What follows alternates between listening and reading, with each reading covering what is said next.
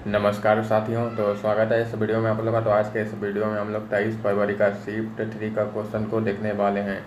23 फरवरी का शिफ्ट 3 का क्वेश्चन, और जो कि ये हमारा जो है 15वां सेट है। सेट नंबर क्या है? 15 है। चलिए क्वेश्चन को देखते हैं। एक व्यक्ति ने साधारण ब्याज पर 3% की वार्षिक दर पर एक निश्चित धनराशि उधार दी।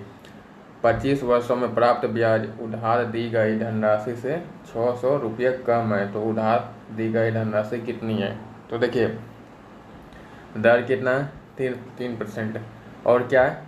साधारण ब्याज बोल रहा है, ठीक है। तो 25 साल में क्या परसेंट होगा? तो 25 गुना 3 करेंगे तो यानी कि 75% होगा। क्या होगा? 75% क्या होगा? ब्याज प्राप्त होगा, ठीक है। हमें क्या पूछ रहा है कि धनराशि। तो देखिए, ये जो ब्याज है धनराशि से क्या है? 600 कम है।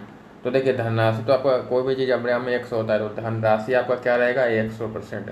धनराशि आपका क्या रहेगा? 100%। अब देखिए, तो ये आपका हो गया धनराशि, यानी कि ये आपका प्रिंसिपल हो गया, और ये आपका एसआई बराबर हो गया 75, ठीक है। अब देखिए, ये जो एसआई है इससे कितना कम है? तो आप कहेंगे हम 25 कम है। कितना कम है? 25 यहाँ कम है। 25% क्या है? कम है। 25% क्या है? कम है। और यहाँ रुपए में कितना है? रुपए में 600 है। तो इसका मतलब क्या है? इसका मतलब ये है कि 25% का वैल्यू क्या है? 600 है। हमें क्या पूछा है? धनराशि। तो धनराशि तो आपको 100 है। तो 100% का मान कितना हो जाएगा? तो ये देखिए, ये क्या है? यहाँ पर क्या है? 4 गुना है। क्या है? 4 गुना है। तो यह भी यहाँ 4 गुना होगा ना। तो 600 का 4 गुना 2400। क्या होगा? 2400, ठीक है। जो कि यहाँ पर आप लोग देख सकते हैं। चलिए आगे देखिए। यदि किसी संख्या के 25% में 75 घटा दिया जाए तो परिणाम 1225 आता है। तो संख्या का मान, तो क्या कहता है? 25%। चलिए पहले 25% को लिखते हैं। 25% में क्या कहता है? अगर हम प्लस 75 करेंगे तो प्लस 75 करने पे क्या आ जाता है? 1225। तो 75 उस पर आ जाएगा तो माइनस में हो जाएगा, तो यहाँ पर हो जाएगा। और सॉरी, हम घटाने बोल रहा है ना, यहाँ घटाने बोल रहा है तो हम माइनस करेंगे, ठीक है। तो माइनस उस पर जाएगा तो प्लस हो जाएगा। तो 25% का वैल्यू यहाँ क्या निकल जाएगा? 1225 और 75 1300। क्या निकल जाएगा? 1300। हमें संख्या पूछ रहा है, तो 25% का वैल्यू ये है, तो संख्या का मान कितना होगा? संख्या का मान तो 100% होगा। तो 100% हम यहाँ पर लिखेंगे 100%। ये भी देखा क्या गुना है? यहाँ देखिए 4 गुना है। क्या गुना है? 4 गुना है। तो यहाँ भी जो है 4 गुना हो जाएगा। तो 13 का 4 गुना 52, यानी कि 5200, जो कि यहाँ पर आप लोग देख सकते हैं। चलिए आगे देखिए।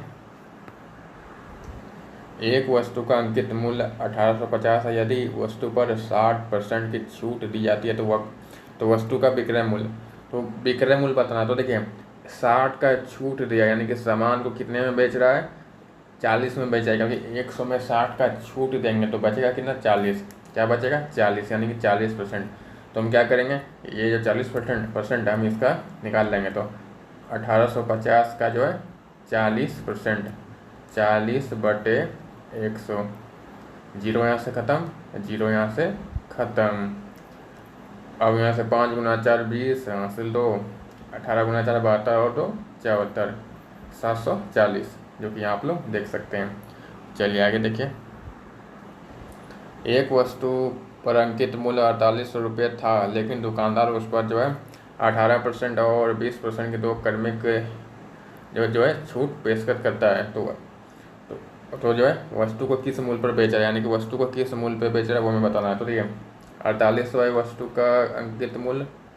इस पर क्या कहता है? पहले 18%। तो देखिए, अगर 18 का छूट देगा, यानी कि सामान को कितने में बेचेगा? तो 100 में 18 गया 82, यानी कि सामान को 82 में क्या कर रहा है? बेच रहा है। 82 में क्या कर रहा है? बेच रहा है। तो 82/100 गुना, फिर क्या कहता है? 20%। तो अगर 20 का छूट देगा तो इसका मतलब 80% में बेच रहा है। 80% में, तो यानी कि 80/100। तो देखिए, जीरो यहाँ से ख़त्म, एक जीरो यहाँ से ख़त्म। तो इस तरह से हम जो सॉल्व करेंगे तो आप जो है सॉल्व करके देख सकते हैं। तो ये 3148.8 यहाँ आएगा, जो कि आप लोग देख सकते हैं, ठीक है। चलिए आगे देखिए। देखिए, 30,000 रुपये का मूलधन 7% वार्षिक की दर से चक्रवृद्धि ब्याज उधार लिया जाता है। 2 वर्ष बाद धनराशि कितनी हो जाएगी? तो 2 वर्ष बाद हमें धनराशि बताना है। तो देखिए यहाँ 30,000 बोल रहा है, 30,000 कै साल का समय दिया, 2 साल का, हमें 2 साल का पूछ रहा है, 2 साल का। तो हम 2 को यहाँ पर बना लिया, ठीक है। ये पहला साल और ये दूसरा साल, ठीक है। तो पहले ब्याज निकालेंगे, तो ब्याज को उसमें प्लस करेंगे तो हमारा क्या निकल जाएगा, टोटल इसमें निकल जाएगा, टोटल अमाउंट क्या वो निकल जाएगा। दर कितना है, 7%। तो 30,000 का 7%, पहले 1% को देखते हैं। तो 30,000 का 1% कितना हुआ, 300 होगा, और 300 गुना 7 यानी 7 21, 2100 हुआ। फिर दूसरा साल भी क्या होगा, 2100, ठीक है। लेकिन जैसे हम दूसरे में जाते तो हमें ब्याज पर भी ब्याज मिलता है। तो 2100 का जो है कितना परसेंट, 7%।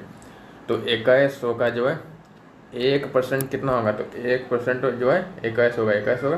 तो 21 गुना 7, 21 गुना 7 कितना हो जाएगा, 147, 147।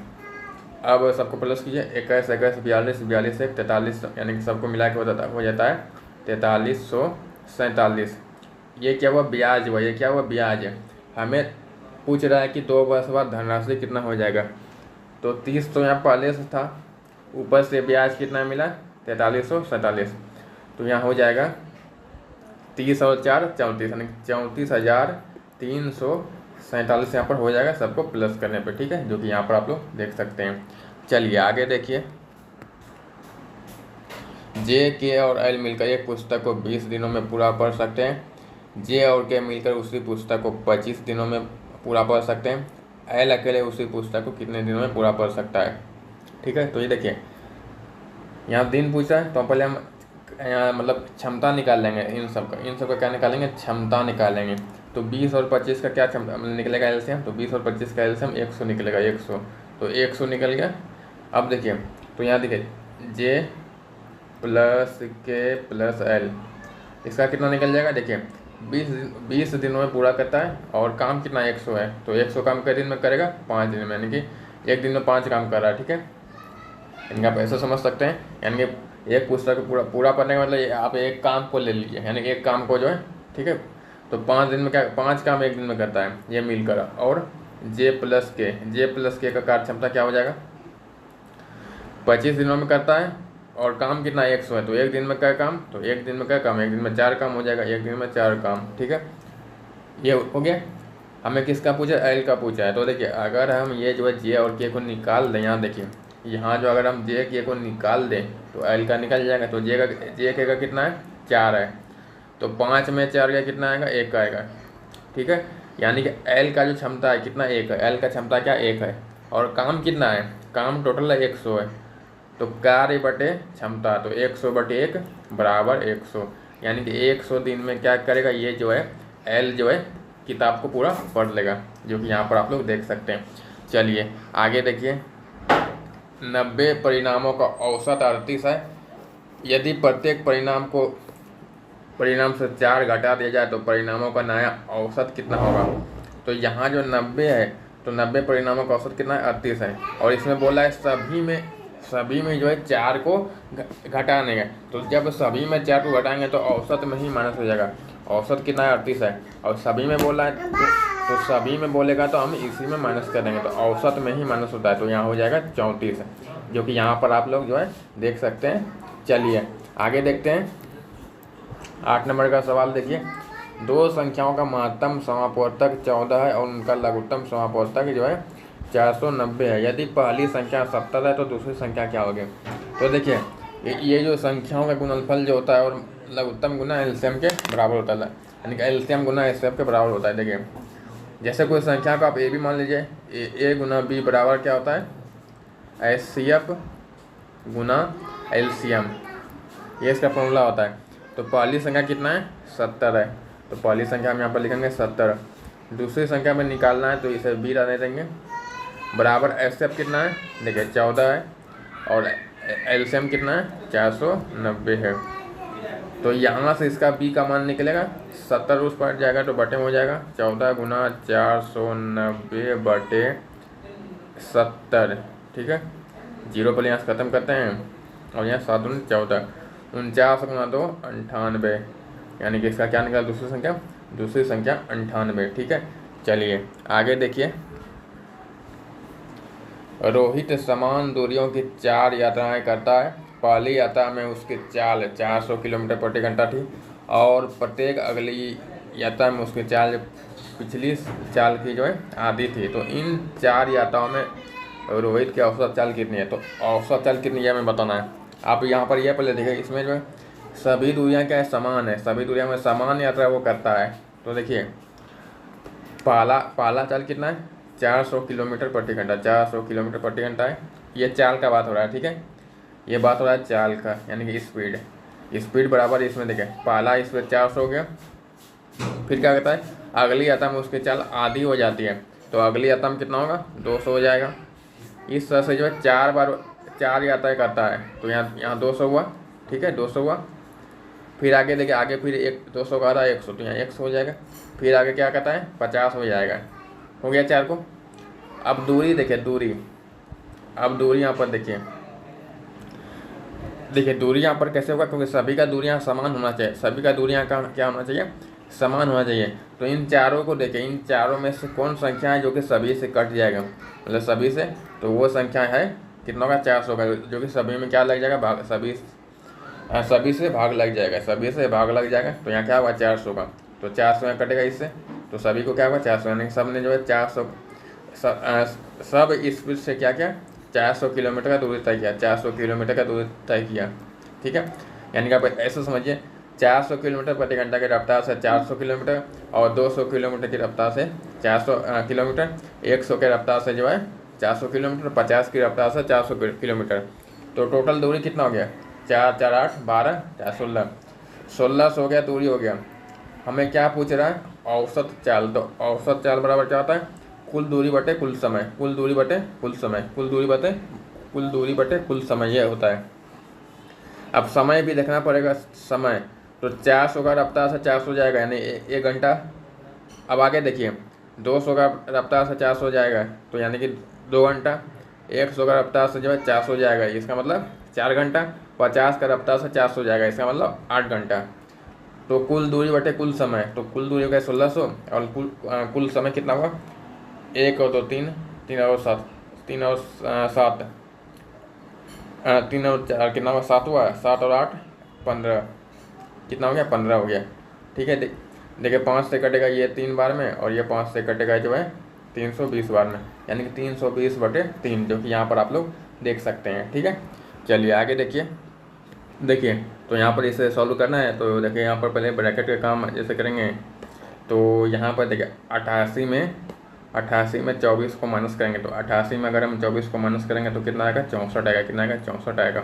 और यहाँ पर कितना है, 96 गुना 2 और फिर बटे 64 यहाँ हो जाएगा, जो कि यहाँ से कटेगा ये 32 बार में, फिर 32 से कटेगा 3 बार में, यानी कि यहाँ पर ओवरऑल क्या आया, 3 आया।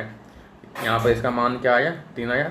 अब इधर देखते हैं, प्लस 43 गुना 3, तो 43 गुना 3 करेंगे तो हो जाएगा 129, 3 और 129 132, जो कि यहाँ पर आप लोग देख सकते हैं। चलिए आगे देखिए एक मिश्रण में पानी और दूध का अनुपात कितना, 8:1 है। यदि इसमें दूध पानी से 21 लीटर अधिक है तो मिश्रण में दूध की मात्रा कितनी है, ठीक है। यहाँ देखिए, अब देखिए पानी का अनुपात 8 है और दूध का अनुपात कितना, 21 है। तो यहाँ कितने का अंतर आ रहा है, यानी कि ये जो है दूध क्या कहता है, पानी से ज़्यादा है, पानी से। तो दूध जो है पानी से कितना ज़्यादा है, यहाँ देखिए कितना ज़्यादा है। तो 8 और 21 में कितने का अंतर है, तो 8 और 21 में जो है 13 का अंतर है, 13 का अंतर है।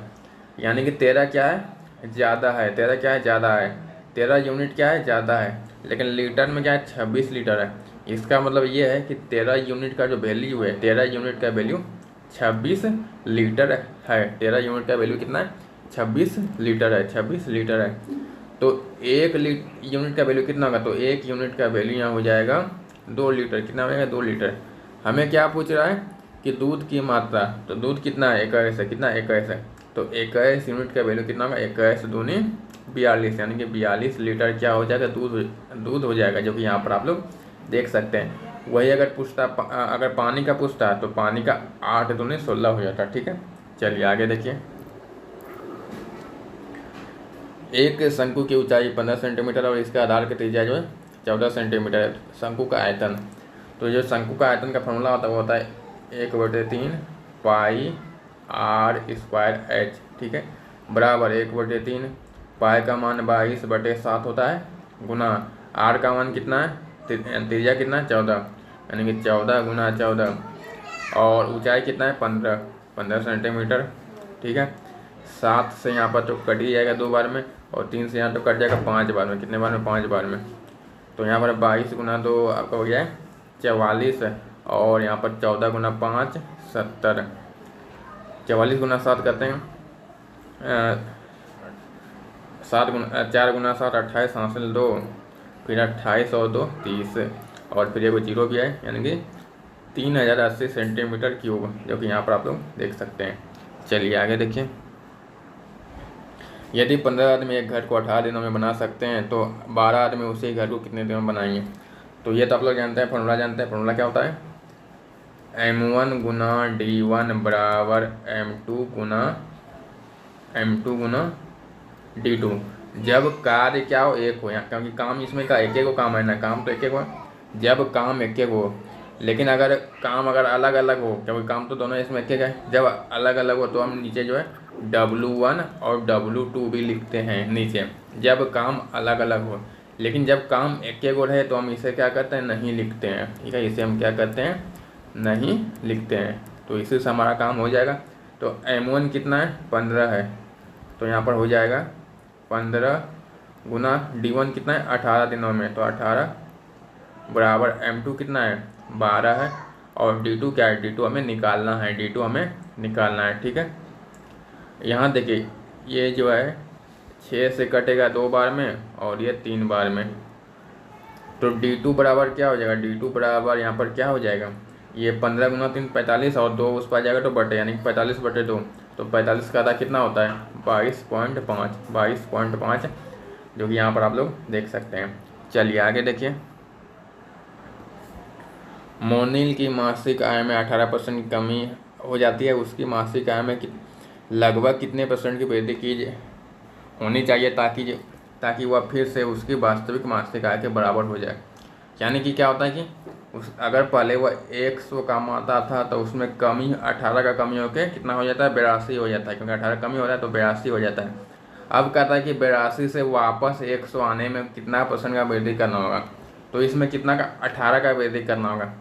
तो ये जो 18 का वृद्धि होगा वो किस पर वृद्धि होगा, 82 पर होगा, 100 पर नहीं 82 पर, क्योंकि जिस पर वृद्धि किया जाता है उसी को हम देखते हैं। तो ये 82 पर जो वृद्धि होगा यहाँ पर 82 पर, तो हम लिखेंगे 18 का वृद्धि होगा कितने पर 82 पर, कितने पर 82 पर, परसेंट बोलना है इसलिए 100 से गुना करेंगे, 100 से गुना करेंगे। ये 2 से कटे 41 बार में, और ये 9 बार में, यानी कि 900/41।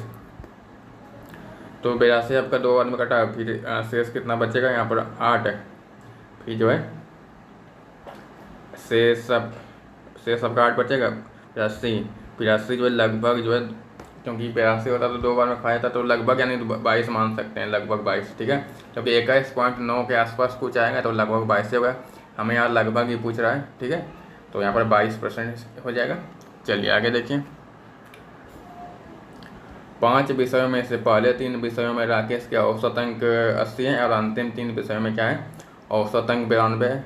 यदि तीसरे विषय में उसे 51 अंक हैं तो सभी 5 विषयों में उसके औसत अंक कितने हैं। तो 5 विषयों का हमें औसत अंक बताना है। तो ये जो पहला 3 विषय कितना है 80 है, कितना है 80 है, तो औसत अंक औसत है, तो योग कितना हो गया, तो 3 गुना 80 कितना होगा 24, यानी 240, कितना होगा 240, ठीक है। अब देखिए यहाँ पर क्या होता है, फिर अगले 3 विषय में अंतिम 3 विषय है, क्योंकि विषय तो आपका 5 है, लेकिन अंतिम 3 विषय में क्या कहता है 92 है, तो 92 गुना 3 कितना होगा 9 27 और 6, तो यानी कि 276, कितना आया 276 ये आया।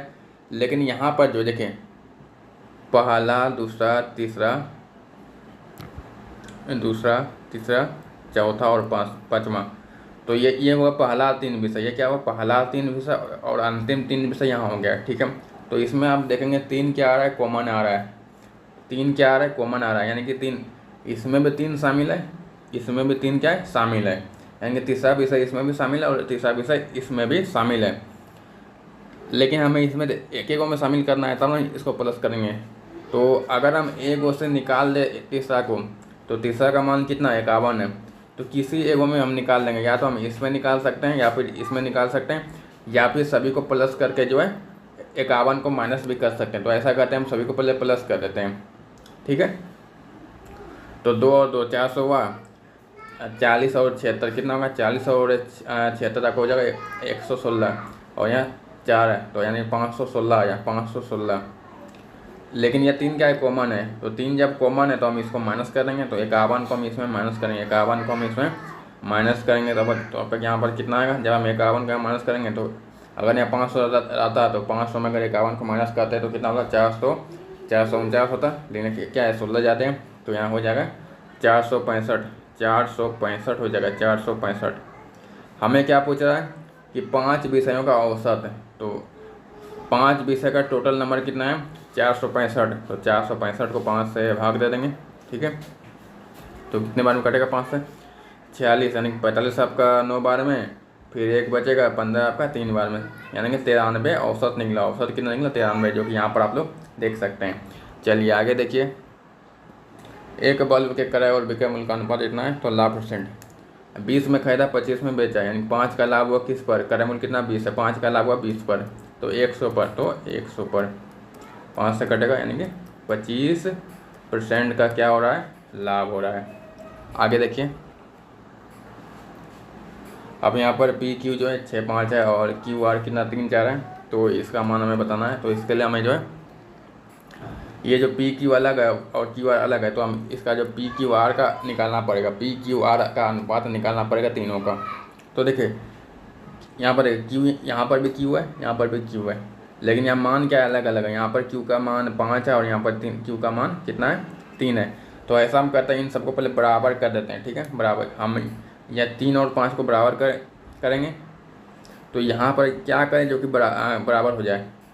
अगर हम यहाँ पर 3 से गुना करें और यहाँ पर 5 से गुना करें तो बराबर हो जाएगा, 5 से 15 और यहाँ पर 5 से 15, ठीक है, हो जाएगा। तो यहाँ कितना हो जाएगा, पी क्यू पी, चलिए पहले लिख देते हैं। तो यहाँ कितना होगा, पी और क्यू का कितना होगा, 6 गुना 3 18, अनुपात 5 गुना 3 15 हो गया। अब आगे यहाँ क्यू का इसका देखिए, 3 गुना 5 15, अनुपात 4 गुना 5 20, यह अनुपात निकल गया पी क्यू और क्यू आर का। तो हमें पी क्यू और आर का निकालना, पी अनुपात क्यू अनुपात आर। अब देखिए पी का कितना है, 18 है, अब क्यू का देखिए कितना है, 15 है, इसमें 15 इसमें 15, यानी क्यू का हम क्या लिखेंगे, 15 लिखेंगे, और आर का कितना है, 20 है। ये आपका निकल गया अनुपात, क्या निकला, अनुपात निकला। अब हम निकाल सकते हैं क्यू और पी प्लस आर का, क्यू अनुपात पी प्लस आर का मान यहाँ पर हम आसानी से निकाल सकते हैं, ठीक है। तो क्यू का यहाँ पर मान कितना है, क्यू का मान यहाँ 15 कितना है, 15 है। तो 15 अनुपात पी प्लस आर, यानी कि 18 और 20, 18 20 कितना हुआ, 38, 15 अनुपात 38, जो कि यहाँ पर आप लोग देख सकते हैं। चलिए आगे देखिए, वह न्यूनतम मान क्या है जिसे यदि 140 में जोड़ा जाए तो यह 5 और 6 दोनों से क्या होगा, पूर्णतः विभाज्य होगा, पूर्णतः क्या होगा, विभाज्य होगा। तो देखिए पहले 5 और 6 का एलसीएम देखें, तो 5 और 6 का एलसीएम कितना होगा, 30 होगा। तो देखिए इसमें बोला है क्या जोड़ा जाए, तो 140 के बाद देखें कि कोई है जो कि 30 से विभाज्य होगा। तो 140 के बाद अगर हम देखते हैं तो 150 क्या है, 30 से विभाज्य है, 30 से क्या है, विभाज्य है। तो 150 पुराने के लिए इसमें कितना प्लस करना पड़ेगा, 150 पुराने के लिए इसमें कितना प्लस करना पड़ेगा, 10 प्लस करना पड़ेगा, तब ना 150 पूरेगा, ठीक है। तो यहाँ पर आप लोग देख सकते हैं। चलिए आगे देखिए, 2 क्वेश्चन बचा है, इसे भी जल्दी से ही देख लेते हैं। तो यहाँ पर इसे जो सॉल्व करना है तो पूरे ब्रैकेट के अंदर का काम पहले यहाँ करेंगे, ठीक है। तो यहाँ देखिए 30 और 20 50, 50 और 30 80, 80 हुआ, फिर माइनस 10 है, तो 80 में 10 गया 70, यहाँ पर कितना है, 70, ठीक है। और यहाँ देखिए यहाँ पहले प्लस का काम, 55 और 25, 55 और 25 कितना हो गया, 80 हो गया, और यहाँ पर क्या है, माइनस है, और यहाँ ब्रैकेट है, तो 80 में 70 गया 10। अब यहाँ पर काम करते हैं, यहाँ पर ये कटा है कितने बार में, 5 बार में, और यहाँ कहना 58 है, और यहाँ क्या क्या प्लस 10 है, 58 और 10 कितना हुआ, 68 हुआ, और माइनस यहाँ पर भाग देगा कितना है, 5 है, तो 68 में 5 गया 63, जो कि यहाँ पर आप लोग देख सकते हैं। चलिए अब अंतिम सवाल बचा है, देखिए, अनिल एक मैच को 20% के हानि पर बेचता, यदि वो उसे 160 रुपये अधिक में बेचता तो वह 20% का लाभ कमाता। तो 25 का लाभ कमाने के लिए जो है मैच का विक्रय मूल्य कितना होना चाहिए। तो देखिए यहाँ पर क्या बोल रहा है कि 20% के हानि पर बेचता है, इसका मतलब सामान को क्या कर रहा है, सामान को वो 80% में क्या कर रहा है, बेच रहा है, 80% में बेच रहा है, 80% में क्या कर रहा है, बेच रहा है। लेकिन क्या कहता है कि अगर वह 160 रुपये अधिक में बेचता तो क्या होता, 20% का लाभ होता। तो 20% का लाभ का क्या मतलब, यानी 120 में बेचता, 120% में बेचता, 120% में बेचता। तो यहाँ इसका अंतर कितने का हो जाता है, यहाँ इसका अंतर है 40% का। 40% का क्या है, अंतर है, 40% का अंतर है। लेकिन रुपये में कितना है, तो रुपये में 160 है, यानी कि 40 का वैल्यू क्या हो जाएगा, 160, 160। क्योंकि क्या बोल रहा था कि अगर वो 160 अधिक में बेचता है तो 20% का लाभ होता है, यानी कि जो है 40 का वैल्यू 160, ठीक है। तो 1% का वैल्यू कितना होगा, तो 1% का वैल्यू यहाँ हो जाएगा, कितने बार में कटेगा, 4 बार में। 1% का वैल्यू 4 हो गया। हमें क्या पूछ रहा है, हमें पूछ रहा है कि 25 का लाभ कमाने के लिए कितना में बेचना होगा, ठीक है। 25 में का लाभ लेने के लिए यानी कि 125 में बेचेगा, यानी कि 125% में क्या करेगा, बेचेगा। तो हमें पता है 1% का वैल्यू, क्या पता है, 1% का वैल्यू। तो 125 का कितना होगा, तो 125 गुना 4 करेंगे, तो 125 गुना 4 करेंगे कितना होगा, 500 हो जाएगा। कितना हो जाएगा, 500 हो जाएगा, जो यहाँ पर आप लोग देख सकते हैं। अगर हमें ये पूछता क्रय मूल्य, अगर क्रय मूल्य पूछता तो हम 100 को लेते हैं, 100% का। तो 1 का वैल्यू जब 4 है तो 100 का वैल्यू 400 हो जाता है, क्रय मूल्य पूछता। तो लेकिन हमें क्रय मूल्य नहीं पूछ रहे हैं, हमें 25% लाभ कमाने के लिए बोल रहा है, तो 500 हो गया, ठीक है। तो चलिए मिलते हैं जल्द अगले वीडियो में, तब तक के लिए जय हिंद, वंदे मातरम।